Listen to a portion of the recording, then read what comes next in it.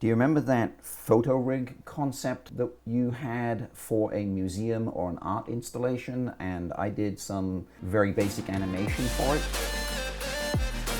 It's no longer a concept, now it is a working prototype. We have a number of cameras set up and a motion control system. The TV that you can see behind me that currently isn't on, a remote firing mechanism. He does everything that we proposed.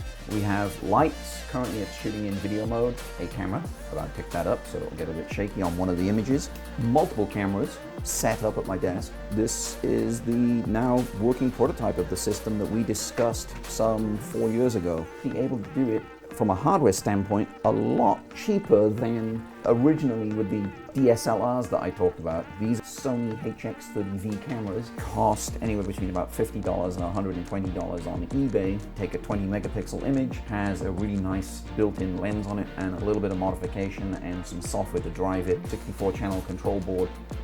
From concept to working prototype and 7 cameras in total.